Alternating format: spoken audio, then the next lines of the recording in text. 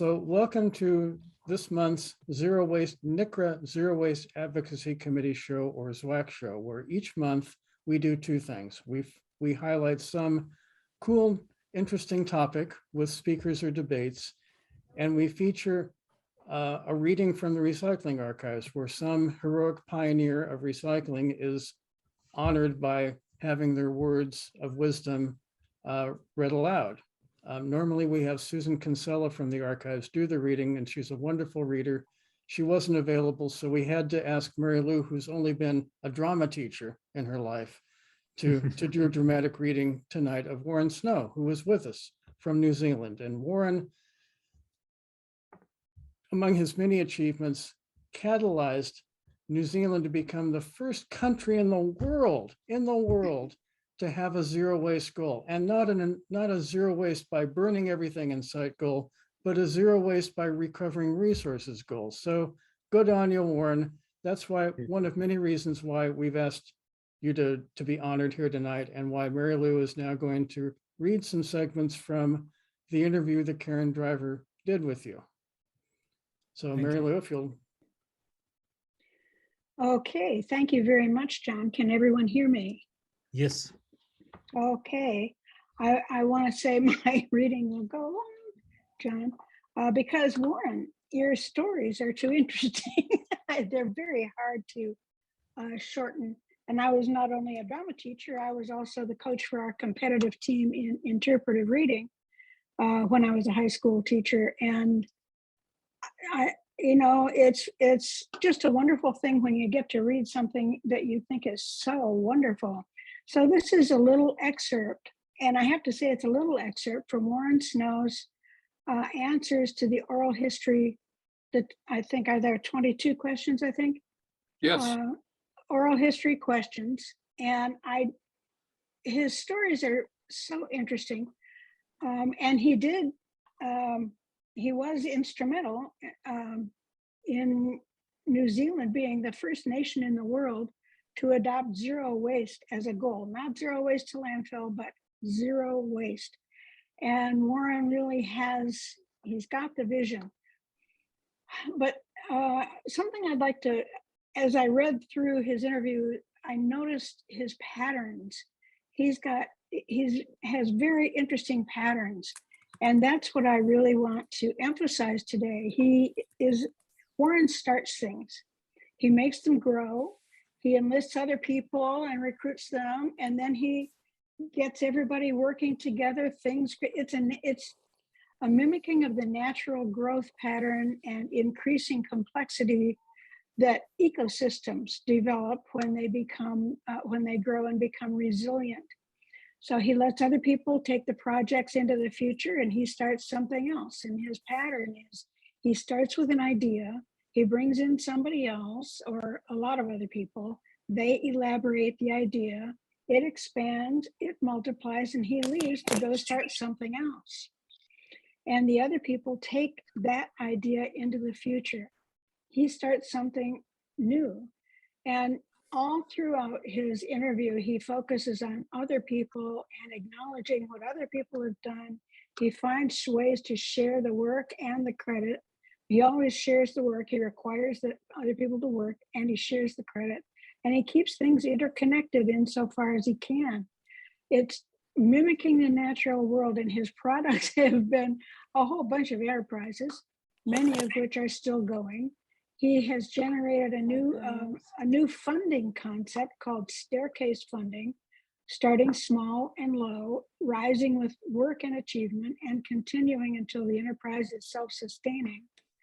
And he adopts goals, including zero waste goals in many communities and in the nation. It's a repetitive, it's a pattern, and it's just wonderful. So I wanted to start with his first thing. So here we have Warren. Growing up, I think I had a kind of natural affinity for saving things. I started my work life in a sign shop. I was being trained to do handwritten letters of all styles. This was before computers took over. For quick jobs, we would run vinyl tape along the bottom and the top of the lettering. I started worrying about wasting the tape So I would try to pull it off carefully and hang it up on the wall for reuse. That was mostly unsuccessful, but it's my first recollection of trying to save something as a resource. When I was 19, I started a sign company in Taronga City. Warren, I hope I pronounced these names correctly. That's good. We did hand-painted signs and later got into making vacuum-formed displays and cut-out plastic lettering and screen printing. I got worried about all the printing inks being washed down the I drain. can give you a hug. I'm in.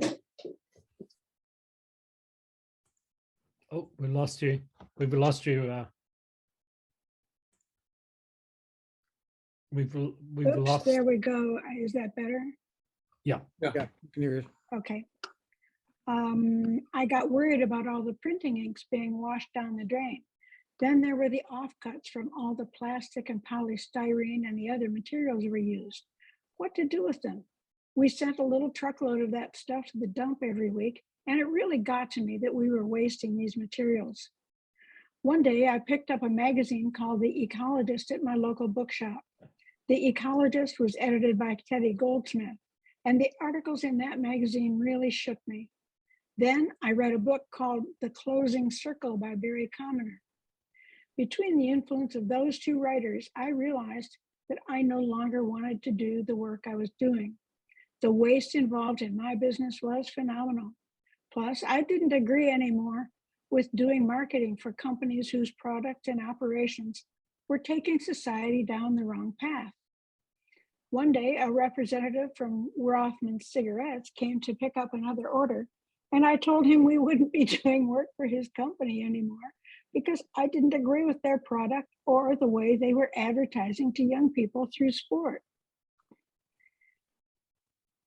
I wanted to drop other clients too, but I realized that if I kept doing that, the company would go broke and the staff would be out of a job. So one day I decided I had to get out of business. I sold the company within 2 weeks of making that decision to two of my colleagues for a bargain price. I was about 24 when I sold the business.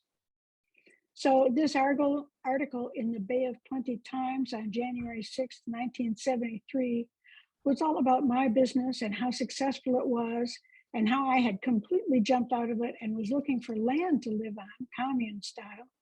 And it says here, Warren, who has read widely for the past 3 years, believes society is doomed for destruction within the next 30 years.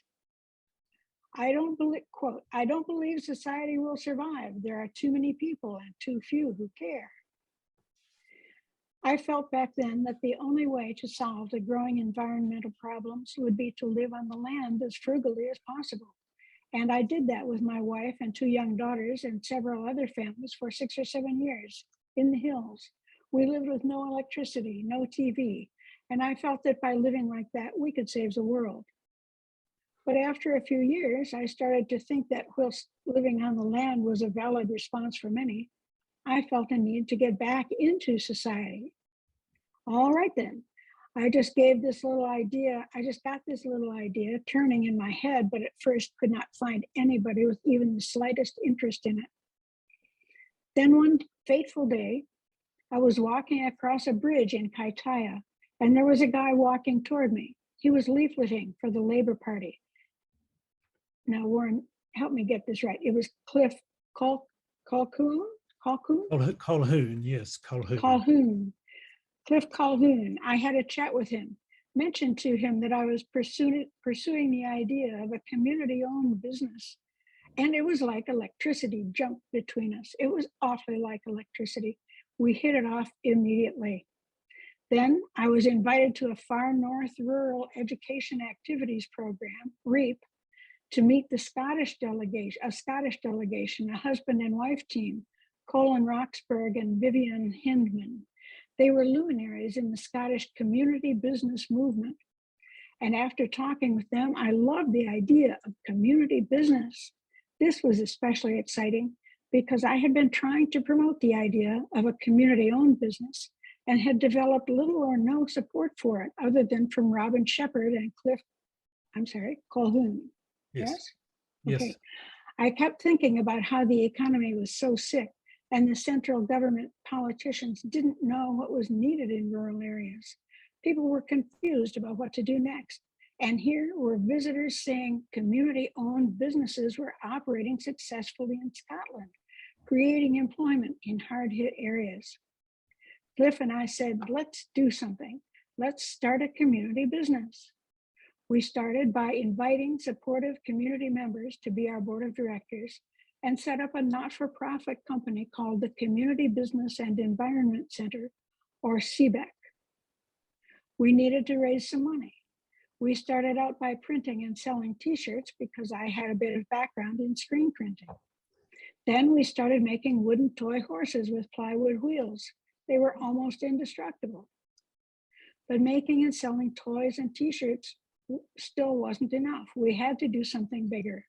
It needed to be something that was more systemic, something new that the whole community could get behind. It had to create jobs, have an environmental aspect, and give us regular income. Also, by now, I was extremely interested in the concept of recycling. My little sign shop shed became the hub for doing something. We had no money beyond making enough to pay some bills. We managed to get $2,000 in funding from the Department of Social Welfare, our first grant. And that helped us to build a secure office in the sign shop and buy some office equipment. Then we learned that the Far North District Council was about to close the local town dump and turn it into a transfer station with no recycling at all. The rubbish would be freighted to a landfill 14 kilometers away near the ocean at 90 Mile Beach. We seized this opportunity to put together a proposal for CBEC to operate the site, to take advantage of changes that were coming in the way discards were handled. We got our proposal onto the agenda for a full council meeting. Our proposal showed we could operate that place as a full recycling center for only about $10,000 to $20,000 more than if the site was operated only as a wasting transfer station. For that financing, we would create a network of recycling centers around the district, feeding materials into a processing and sales hub in Kaitaia. We'd set up a curbside collection scheme. We'd do composting. We were going to do everything, waste oil collection, you name it. We calculated what the landfill savings would be if we diverted specific quantities of the discard stream. We demonstrated that they would be saving much more than we were asking them for. Our numbers suggested there was a good chance that the CBEC business model could be making a profit from the district council's investment as well as savings for them. The engineers were totally against it, saying it's impossible to recycle anything more than 20% of the, quote, waste stream, quote. But in the end, the councilors went against the engineers' advice and we got the contract. And that was the start of having a decent cash flow to build our new community-owned business. The mayor of the council, Millie, I don't know how to say that. Surhoy. Surhoy. Okay, Millie Surhoy was a great orator. During the final public council meeting on the contract proposal that we had written, the engineers spoke out strongly against giving the contract to us. But some of their notes were leaked to us the night before. We found everything that we needed to counter their arguments in those leaked messages. We quickly did an economic analysis of what they were saying compared to our message and presented our refutation in a nicely laid out A3 spreadsheet that we made a copy for each counselor so they could follow our arguments as we spoke. The counselors were clearly confused at first, but Millie, the mayor, gave a rousing speech that turned everybody around and we won the contract. Unfortunately, we made enemies of the engineering department, which hounded us for years because they got to manage the contract from the council's side. I don't know how many times it's been impossible to get engineers to acknowledge avoided disposal costs. If you avoid a cost, that's the same as revenue. An accountant doesn't care if you get revenue by subtracting costs or adding income, you know? So we had an amazing start with decent management funding for 3 years and the contract for the recycling center, and it all cascaded from there. We set up other businesses under CBAC. Within a year or so, we had at least 70 people employed, and we were recycling the profits back into the local economy. And Cliff and I were on a mission to convince others to join us. We had other communities coming up to look at us. They would come to Kaitaia and then go back home and try to do something similar to CBAC. Sometimes we would go and speak to local councils on behalf of these community groups because they were sometimes dismissed by local authorities as radicals who lacked credibility. They were grateful to have someone from the outside come in to give them some cover and support. You've heard the definition of a consultant, right? Anyone with a briefcase more than 50 kilometers from home. We also created a recycling education kit for our schools, which was sold around the country. We were able to pay a young student to come in after school and fulfill the orders, package them, and send them all away. It was a bit of a hit, and it brought revenue into us. Based on the success of our business, I was asked by the Ministry for the Environment to write a document on how to set up a community recycling program. This report will be published as an addendum to the new landfill guidelines that the government was putting out at the time. I wrote and illustrated the report, which was called Recycling, a Case Study. I included anything I could, from explanations on how to design a recycling center, calculate composting ratios, set up and run communications, decide on commodity prices, and many other technical matters. My contribution to the landfill guidelines was in great demand, so the ministry printed it as a standalone document. It was their most popular publication at that time. And then Karen asked him a question. The message that interests me today, that's a hard one. Oh no, I'm sorry. Karen asked him a question. What message interests you most today? He says that's a hard one. The trouble with some of the social movements is that they become a little inert. They develop inertia because of organizational issues, respectability issues, the can't we all get along issues, and getting too comfortable. I felt that recycling was connected to so many things, resource depletion and species extinction and that sort of thing. It was not any one, it was all of them all at once. I found that message was well received, and I was delighted to talk in that expansive way to councils around the country. I would talk to them at really high level and say, look, we're proving all these concepts and protocols work at Kaitaia. But even at that, we are still dealing with a much bigger issue. We're just getting started on that bigger issue. The bigger issue was unsustainable patterns of production and consumption and the need to redesign the industrial system. So John, I see I've already gone over my 10 minutes and I'm just getting into Tyndall. What do you want? I have a couple of questions to ask Warren that I think will prompt some of those things that you might be reading about, if I may. Okay. Well, the first is, Warren, Mary Lou started off by mentioning the phrase staircase funding, and I read your interview, so I was intrigued by it also. So I'm going to paraphrase it and then ask you to correct me. It seemed like what you were talking about is a means to encourage the growth of organizations was you would have government grant money, but it wouldn't be a ton of money. It would be enough so that the nonprofit could take a step and try to prove that they had results in what they were planning to do. And if they had results that were consistent with resource recovery, they get a little bit more money and so on. And by doing that, you discouraged complacency and rewarded progress. Is that kind of what you're after? Yes, because all of the grant makers had this scattergun approach. They'll give everybody a little bit of money, like they might give 100 applicants a little bit of money, but it was never enough. It was often enough to make them fail. So I said, look, let's put a staircase in, and at the very bottom, it just might be enough money to jump in an old car and go and visit something that you feel you'd like to emulate. When you come back, you do a little report, and then that immediately opens the door for your next grant. And we would take it right through, stay with them all the way, holding hands right through to the day they win a contract with the council.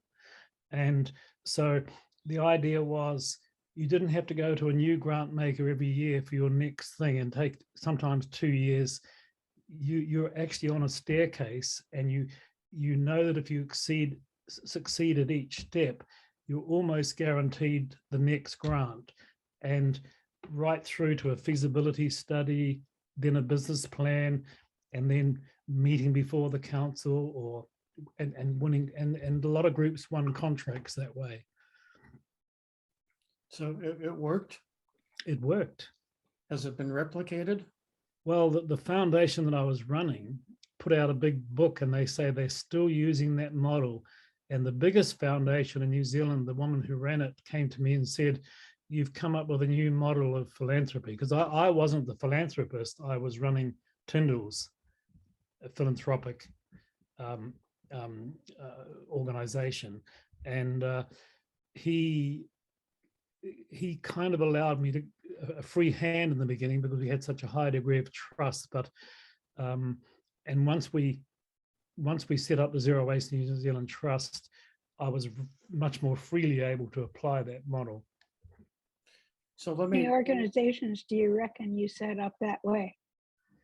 Well, each one would have been different. Some might have only need to do 2 staircases, or 3 or 4 steps. Some might be 1, some might have gone all the other way. But I would say that level of certainty enabled a number of them. I wouldn't want to say the numbers, but at the moment, the Zero Waste Network has got 40 or 50 or 60 members, most of whom have a contract, whether it's an educational contract to provide recycling education or to run a transfer station.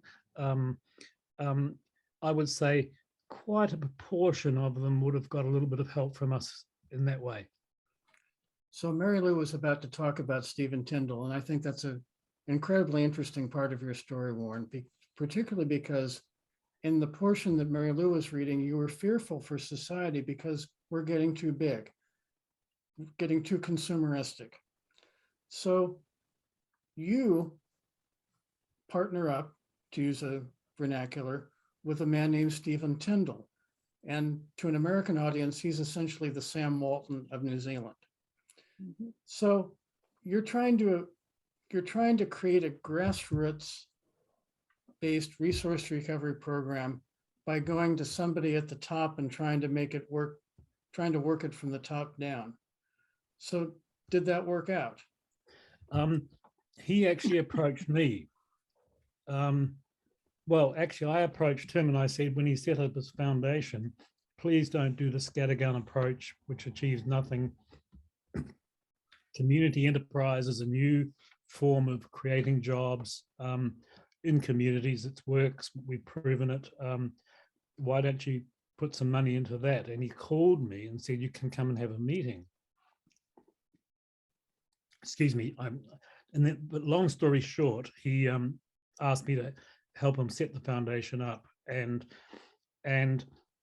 But because I actually didn't like his business model at all, and it was not as big as it is now, I committed personally to developing a whole sustainability strategy for his company: rainforest timber, getting rid of sweatshops, reducing the impact on local communities.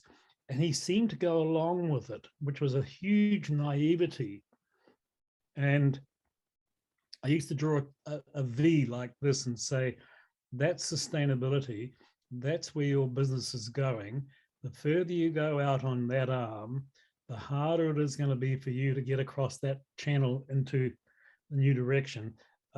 So he loved the idea of it, but I don't think he ever got it. And in the end, our V came too much for me, and I had to, leave.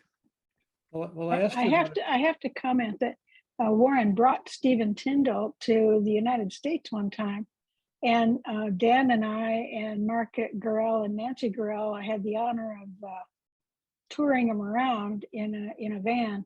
And we, somewhere, Nancy Gurrell has a photo of Stephen Tyndall hugging a redwood tree. Yeah.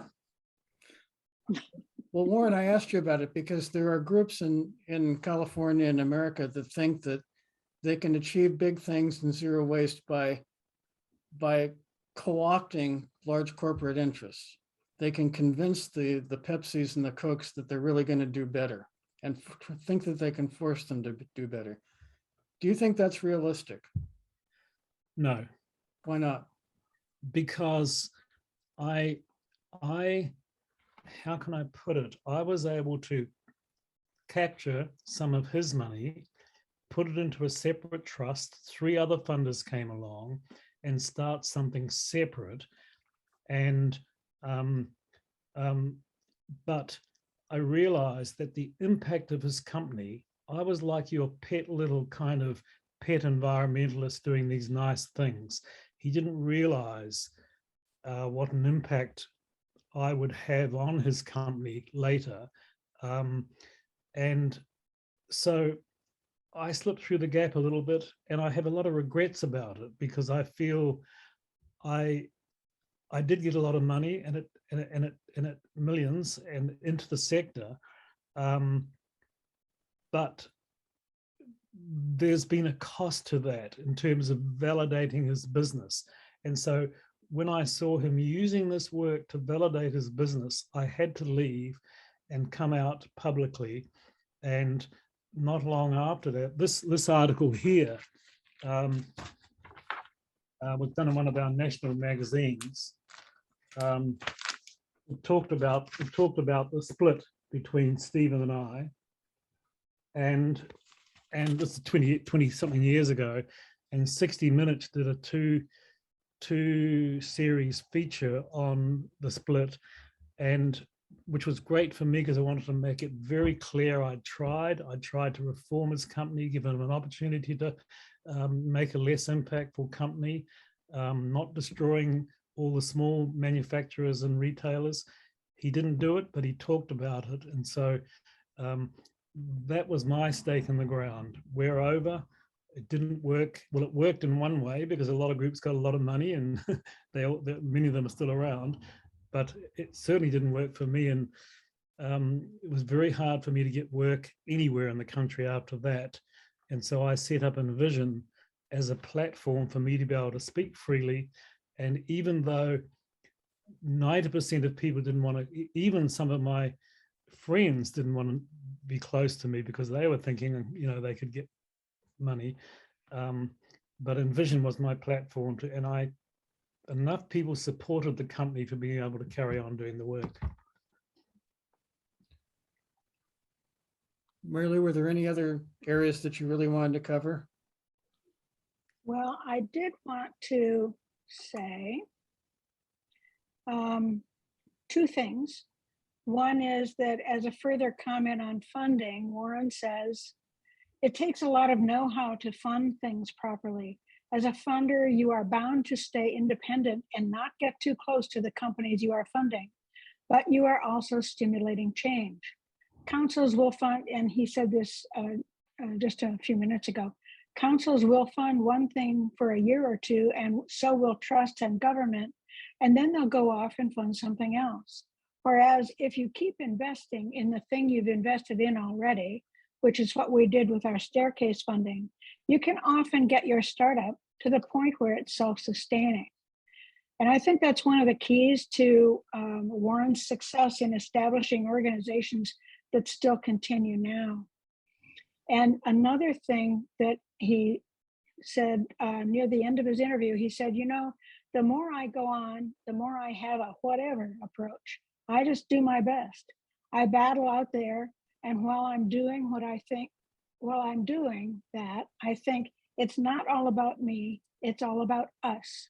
When I find it hard to get over my disappointments, I say, you feel let down here, you feel let down there, but this is the reality of human life. You will always be frustrated because we humans are not perfect. I'll just say to myself, it's not about you, Warren, it's not about you. If it's all about you, then you go around and moan and groan because it's all about me. I'm doing my little bit, you're doing your little bit. And when you add it all together, they're quite big bits. I think we are laying a big foundation. And he also says, and to finish the whole thing, I've loved some of the people I've worked with. I've always found a key person without whom I couldn't have done what we did. A key person always came along. It's like a magic thing that happens. These key people add to your skills. They add a lot of value, and then you can go on to other projects. So Warren's always talking about other people. Well, all those sentiments, very much tie into the next thing we're going to talk about, which is right to repair. And our two speakers are here, and I want to be sensitive to their time. But I'd also like to open it up if anybody has questions they'd like to ask Warren, since he's, multiple time zones away, and this might be your only time to ask them.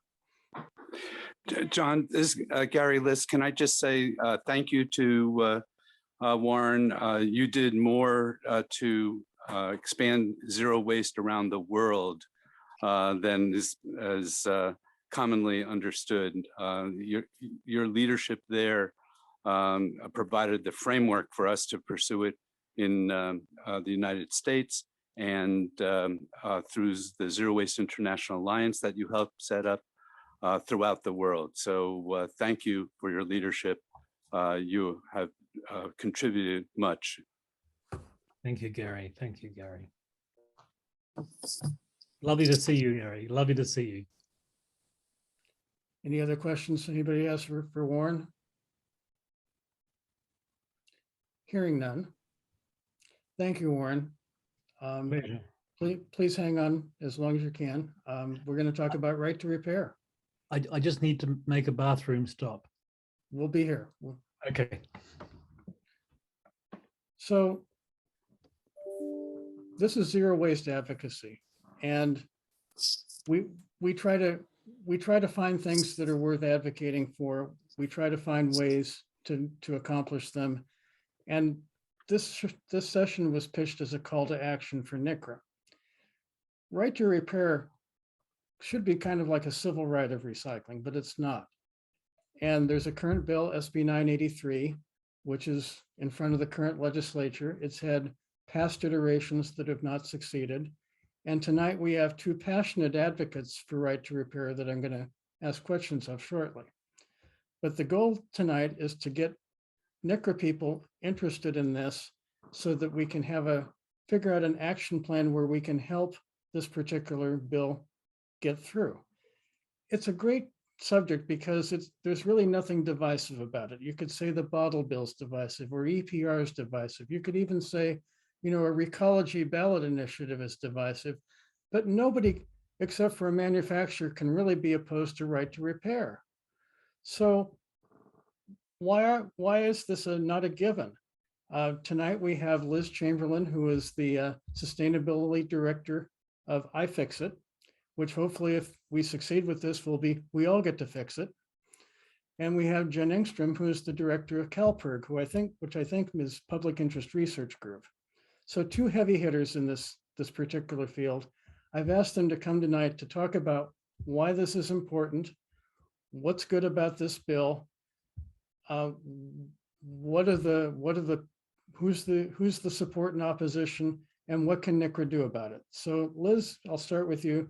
Tell us a little about iFixit and tell us why this is important. Great, thanks, John. And it's great to be here. Great to meet all of you. I really appreciated that reading. So as John said, I am the director of sustainability for iFixit. If you don't know iFixit, we're basically the Wikipedia of repair manuals. We have over 80,000 guides for how to fix your stuff, everything from toasters to tractors to iPhones.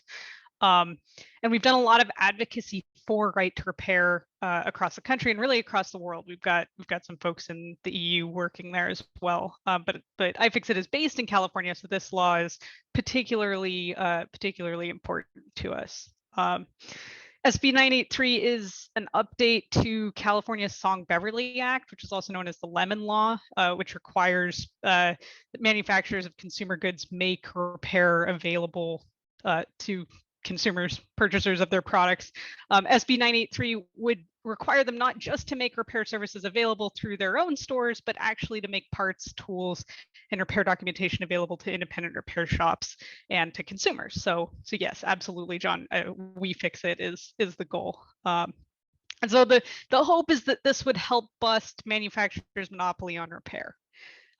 Help get people able to fix things that they currently aren't. And maybe I'll pass it to Jenn now to introduce herself. So Jenn, CalPirg's been around a long time. So tell us a little bit about it and its history and its place in the political pantheon and why it's at the forefront of pushing this issue. Sure, yeah. So hello, everybody. I'm Jenn Engstrom. I'm the state director of CalPirg. It is true, CalPirg stands for the California Public Interest Research Group. We are a consumer advocacy and public interest organization that's about making sure that we have a healthier, safer, more secure future and to protect consumers against special interests. We have been doing this work since the 1970s, so we have been around a while, and actually were started by students on college campuses that decided that they wanted to take action on issues that they cared about and decided to actually create their own nonprofit organization to protect the environment and protect consumers. And we care about this from a variety of reasons. I mean, I think simply put, if you own something, you should be able to fix it. So there's just a consumer, right there that if something is yours and it's broken, your kind of instinct is that you should be able to look up how to fix it. And right now, unfortunately, a lot of the tools and parts are unavailable, so you can't fix things on your own. And even if you wanted to go to a repair shop, you couldn't necessarily get it fixed there either, because the tools or parts might be proprietary and actually, only the manufacturer can fix it. And so there's lack of consumer choice, lack of competition. And so that means that manufacturers can charge whatever they want, an arm and a leg, to get you to, fix something. Or, limiting options means that they could say that you need to get a new one and just say they can't fix it. And that's the other reason we care about this, which is that it means there's just a lot of stuff getting thrown away that you would otherwise want to fix, but if you can't, you end up having to throw it away. And Californians throw away, I think it's like 46,000 cell phones every single day. And that is not only just kind of ridiculous, but there are toxic chemicals at play here too that could harm our environment. So we want to reduce waste, we want to save consumers money and give people the right to fix their stuff. Well, that all sounds great. Who could possibly be against that? It is true that for the most part, it is just the manufacturers that want to keep their monopoly over repair, want to be able to charge what they can. There's been some opposition arguments saying that people could hurt themselves if they try to fix things. We've heard kind of all kinds of crazy things out there. But the reality is, I think it all just comes down to profits. Yeah, I mean, nobody's stopping you from changing your tire because you might hurt yourself when you change it. That's what I was immediately thinking about. We've had right to repair with cars for a very long time, and it's just no one even thinks twice about it. Like, of course I can fix my own car or go to a local repair shop to fix my car. We should be able to do that with other things too. I don't think it's as easy to repair cars as it used to be either. So is it just car manufacturers and consumer electronics? Seems like I've read that there's other industries like agribusiness. Who's on the other side? Who's pushing back on this? Well, I can let Liz jump in. I'll note that the bill that we're pushing for right now applies to electronics and appliances. However, there have been other bills introduced in the past in California or in other states that also tackle this issue with farm equipment and medical equipment too. So this actually came up in the last year because biotechs were struggling to get the tools and parts to fix ventilators, in the middle of the pandemic. So that was, a big problem. And then John Deere and when it comes to tractors, there's been some, restrictions for access to farmers to fix their own tractors. But Liz, I know, has been working on this too in other states and at the federal level, so I can let her jump in. Yeah, I mean, so there are 5 federal bills addressing consumer electronics and agricultural equipment and cars. Actually, there's still some ways that that we could improve car right to repair. And absolutely, there's a bill in Colorado addressing powered wheelchairs that we're really excited about. It just passed a committee vote, and we're hopeful about that one. Let me ask you about these other states and the federal bills, because in the legal framework of things, the idea is, as it relates to interstate commerce, which is really what we're talking about, the federal government has primacy. And the reason they have primacy is because they can enact a law so that there aren't 50 states enacting their own little laws, which does create problems for people in commerce to have 50 different regulatory environments. So in this issue, is the federal bill better or worse than California's? Is California's needed if the federal government passes? And what are the chances of success in these different venues? I mean, I think the federal bill is based on the same. Well, I guess the parts, tools, and repair information federal bill is based in the same idea as the California bill. It's got a lot of. It's based on the model legislation that we're using around the country. California is a little bit different in that.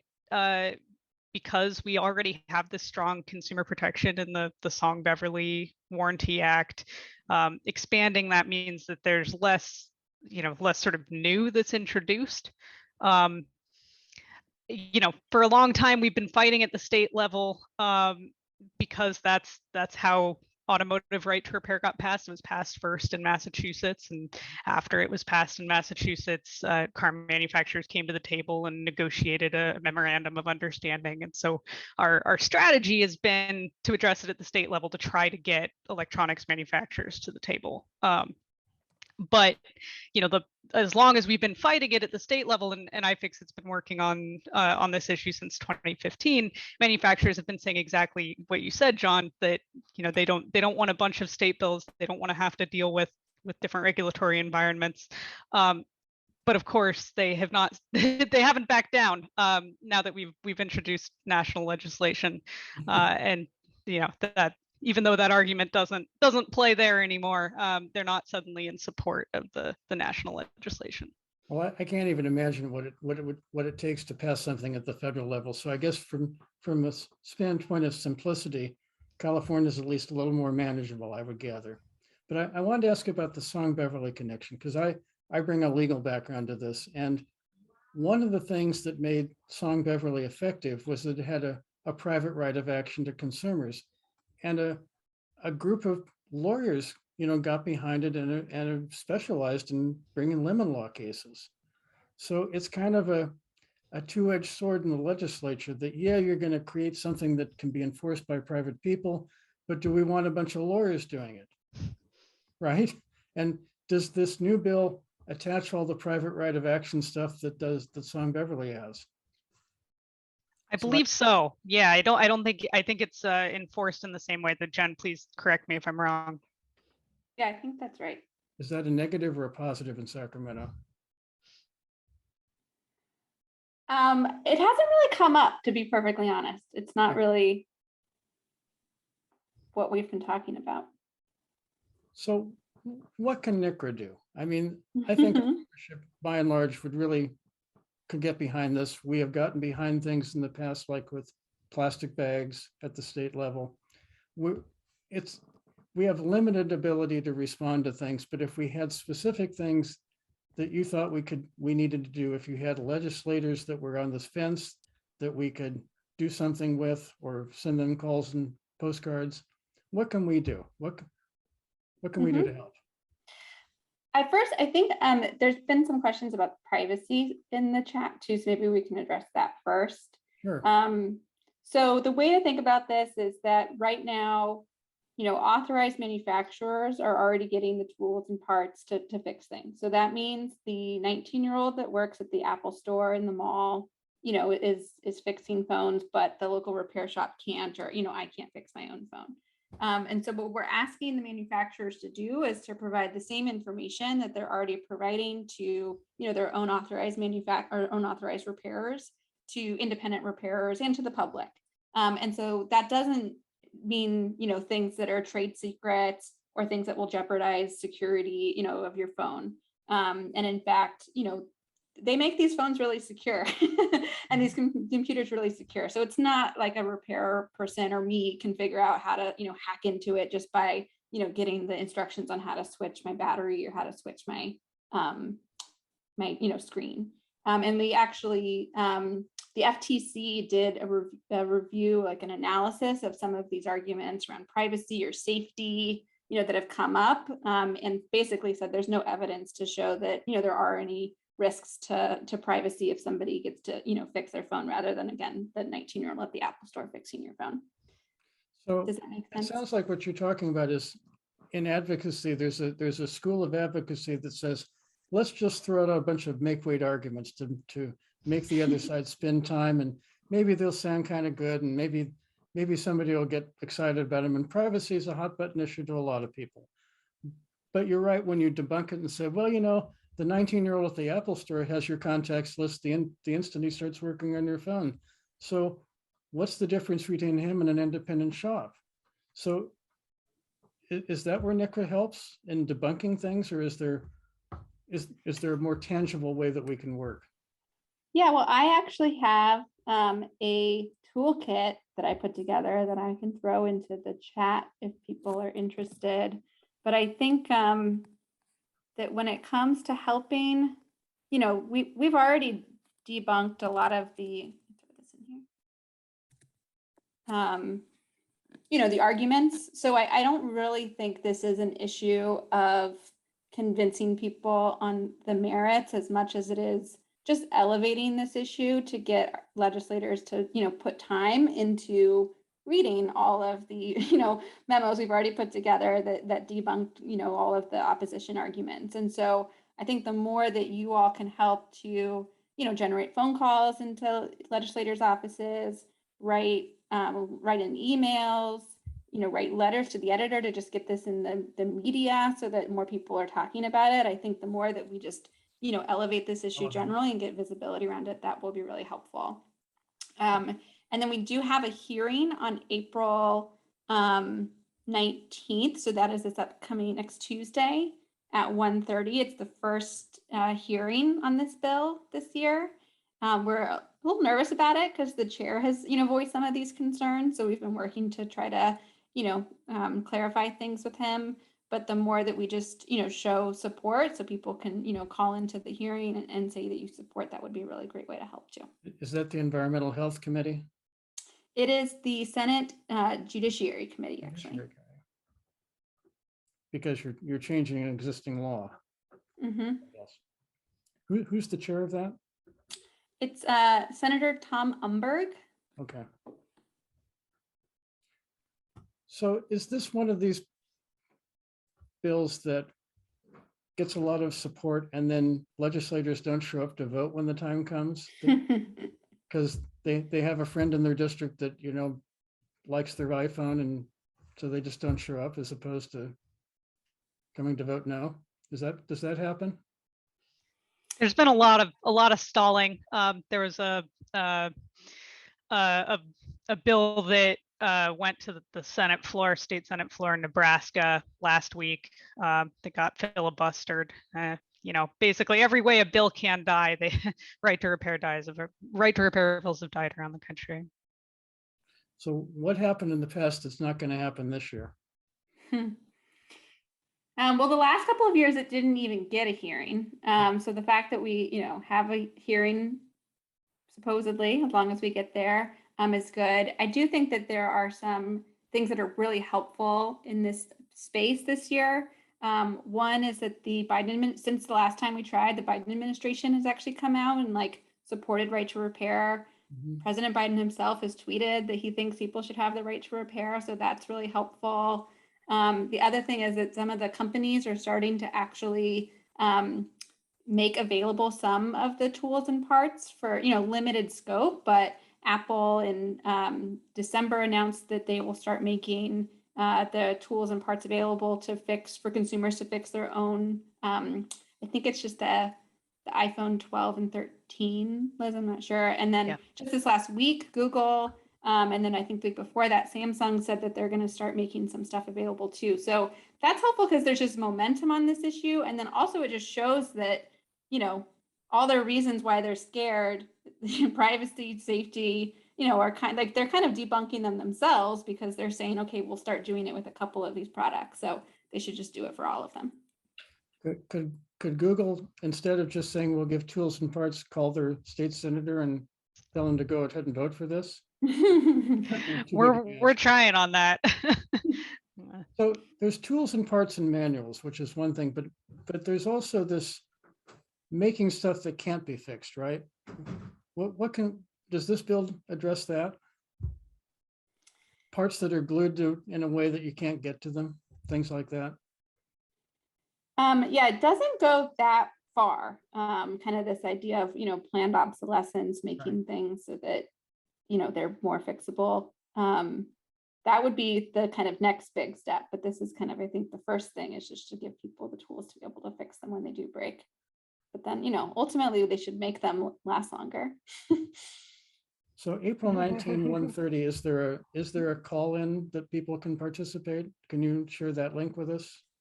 Yeah, so the call number doesn't become available until like the day before.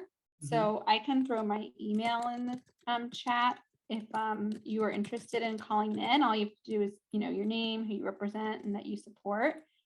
You can send me an email, and I can let you, you know, send out the information. Doug, can you get that? Doug is my co-chair on this committee Okay, great. and does more with the Sacramento than I do. So it sounds like elevate the issue, contact your legislators, especially the state senators at this point. Participate if you can at this April 19 hearing. What else can we do to fix it?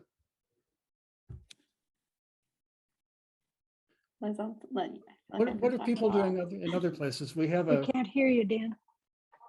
Dan. Unmute.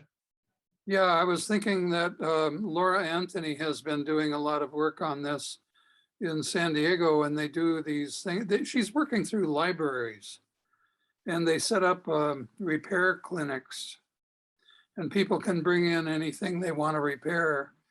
And usually there's a few people around that know how to repair things, and so then they get to interact with the repair people that understand tools and taking things apart and putting them back together and all that. And it seems like it's a pretty popular thing to be doing, working through libraries like that. What do you think of that idea? Yeah, absolutely. There are repair cafes all over the world, repair clinics, fix-it clinics. They go by a bunch of different names, but they're wonderful places to go and learn about repair. And you know, whether you have something that needs to be fixed, or you want to fix something, or you want to just sit and watch people fix things and talk about them. Absolutely, they're great places. Sorry. Has Urban Art tried that? Having a repair cafe? We haven't actually that I know of. Although we do repair, we have specialists who repair a whole lot of things. They repair computers, they scrub them, they do stuff like that in order to get them to the point where they can be sold. Also, there's a bike repair guy now. We have a specialist that does that. He puts together bikes. I myself started Urban Ore with a bike that I put together from parts that I found in a garage where I was living. And also I found tools to repair my bike out in the dump. So, it can have a pretty big effect on your life when you can repair something and put it together. We haven't had clinics per se. We do know the guy who runs fix-it clinics in this area. We have not hosted one yet because we don't actually have a very good space for. You need a bunch of tables, and you need a bunch of tables and chairs, and you need to organize it, and we have not done that. And we've had a pandemic to deal with too. Yes, we have. soon as we develop the mezzanine, we get our But I'll tell community you, meeting room up, we could do that. we sell parts to people that repair stuff all the time. One of my favorite types of customers when I worked in building materials was the old guys who would come in and they'd buy old lawnmowers and fix them. And it was a whole collection of them. And they were just old guys with tools, and they'd fuss around with these things until they could get them to work. We'd sell the stuff real cheap and they'd go away with it. That was kind of fun to do. So Jen and Liz, one of the unusual things about this month's session is we have a number of New Zealanders on hand because of Warren Snow. Brigida shared with me while we were having cocktails that she's active in the New Zealand efforts for right to repair, and maybe she could share her experience there. Very happy to, and lovely to be in your company today. Thank you so much for the invitation. I guess, for us, we started with the grassroots movement with repair cafes and developed a whole network. And I'm going to quickly show you an image of this, which will hopefully come up on your screen, where you can see we have all the little repair cafes here, and we build a national organization so we can support and resource each other. We are also connecting with time banks and tool libraries and maker spaces and so forth, and with our indigenous people, with Parakore, who are running the national zero waste sector. And so the idea is to collaborate and coordinate and bring repair into the culture, back into the culture of Aotearoa, which I guess it used to be like this, and we are just reintroducing this and upskilling people, sharing amongst cultures and generations. We are also very fortunate to have Consumer New Zealand collaborating with us, and they are an organization who assess items and products and offer the consumer insight into the usability, repairability, and so forth. We are also collaborating with businesses and support sustainable businesses. And so basically what I'm saying here is like we have built a network, and that fosters the culture of repair that already exists within the country, within some organizations, but also builds on each other. And we also do have a petition, the Right to Repair petition, running at the moment, which I will share in the chat with you. If I can exit it, yeah. I bet, Liz, when you have these repair cafes, you let people know that this is an issue in front of the legislature, and that they ought to make some calls and write some letters, maybe? Yes, that's right. Yeah, so we actually have an open letter that is available for businesses to add their logo to and the signature. And then the petition, we've got at the moment 6,500 signatures, and we only started last October. And we are intending to present it to the Ministry for the Environment, Honourable David Parker, hopefully next month sometime. But also, I guess what's important to say is like we run parallel. There's product stewardship and there's the right to repair. So we're looking for durability, repairability, which lies with the manufacturer, but also offer education and tools and manuals, to the consumer or the person who, has ownership of the product. Yeah, well, one thing, if I can add as well, in New Zealand, I've been involved in trying to design the product stewardship scheme, like the EPR scheme for electronic waste nationally. And surprisingly enough, unfortunately the process has been led by the industry. And surprisingly enough, they're not interested in repair, and they're definitely not interested in fixing their goods so that they actually last longer or are easier to repair or anything like that. They're sort of there with the concept, oh yeah, okay, we'll have to allow people to recycle them and all this sort of stuff, but they don't want to go any further up the waste hierarchy.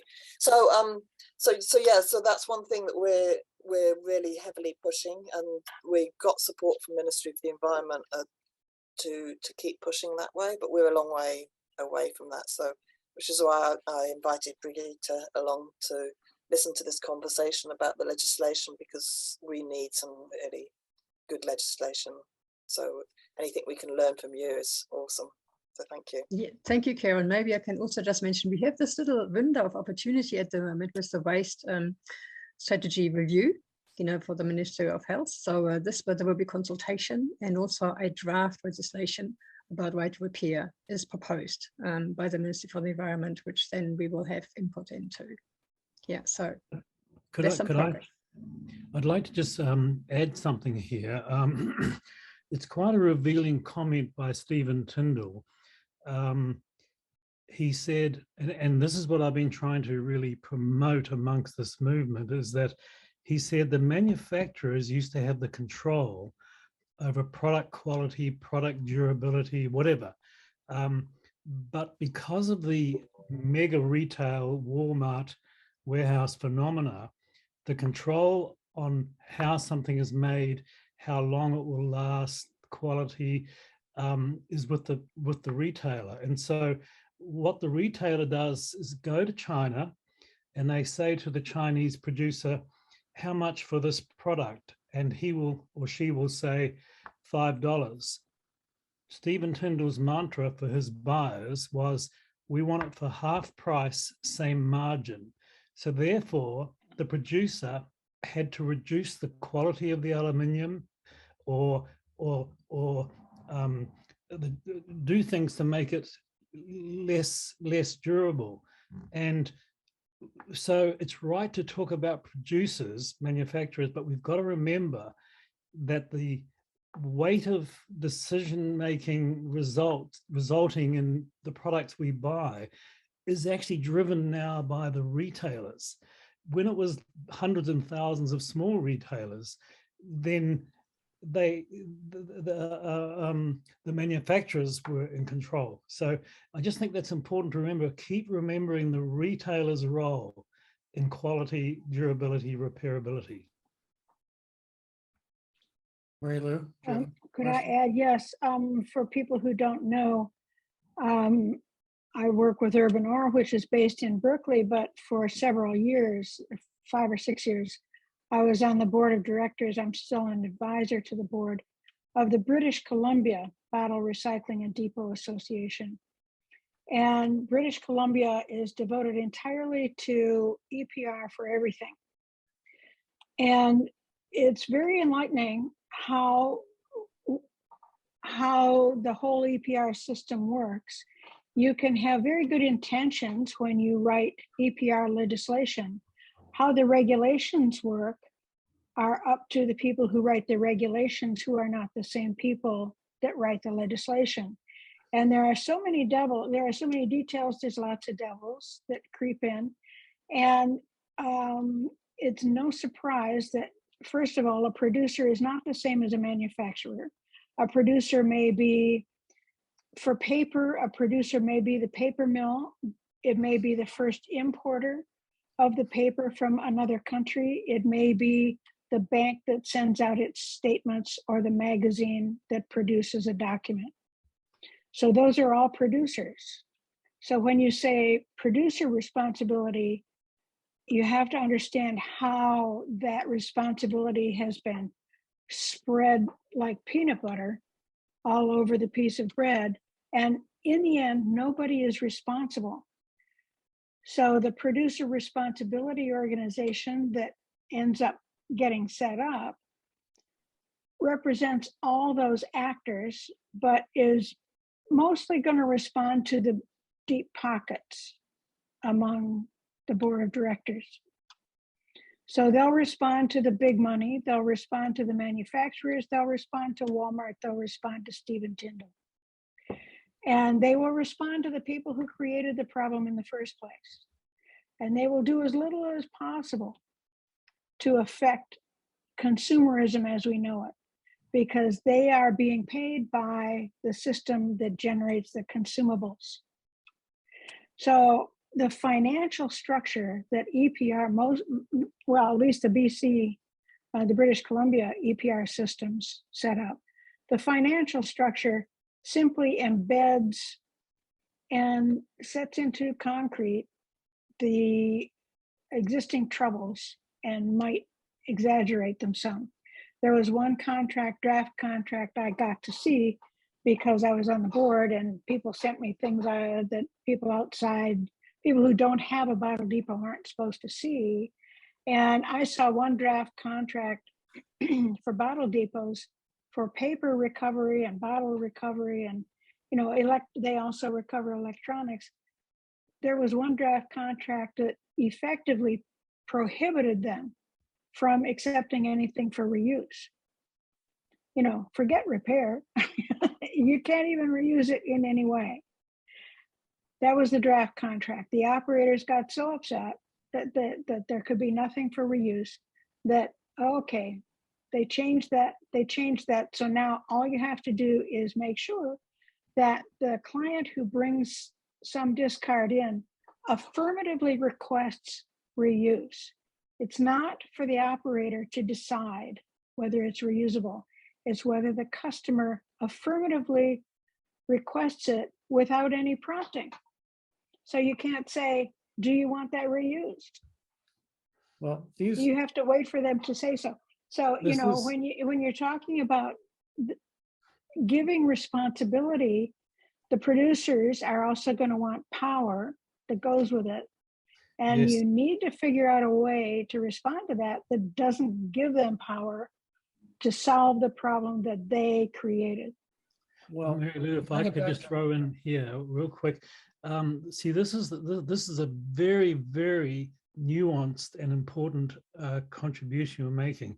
It's the same with rainforest timber. The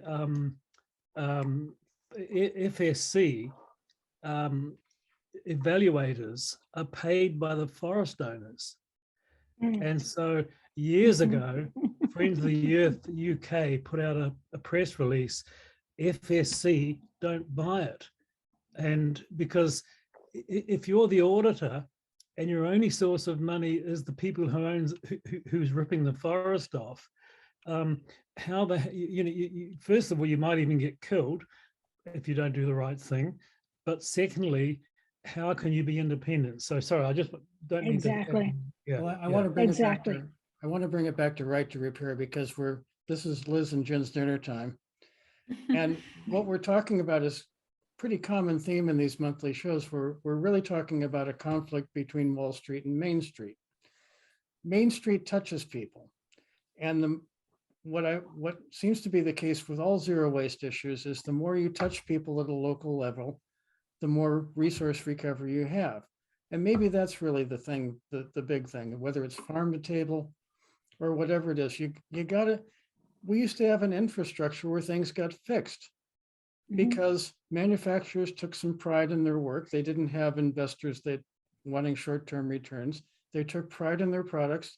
They didn't break as often. So there was this whole infrastructure where you could go to your local community and get something fixed. And that's just all gone. But it's really Wall Street versus Main Street. And so if I'm framing the issue to somebody, that's what I think of. But I want to make sure whoever would like to ask questions of Jen and Liz about about right to repair, what they can do to help, please ask, because I thank them for coming and bringing this issue to us. So are there any questions?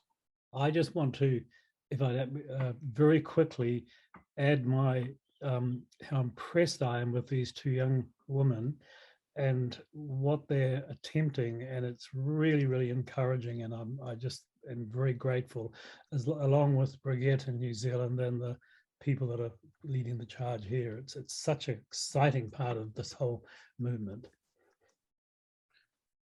Well, Warren, thank you for joining us from down under. Liz and Jen, thank you for giving up your dinner time to talk about this bill. We'll try to take what you've told us and do something, if not productive, at least helpful, between now and the 19th. And I think that we'll adjourn with that. Next month, we'll do another hot topic. I'm not quite sure what it is. We have a lot of things in the hopper, but thank you all for joining us, and good night. Thanks so much, night. Sean. Thank you. Thank you very Bye-bye. much. So nice to see you.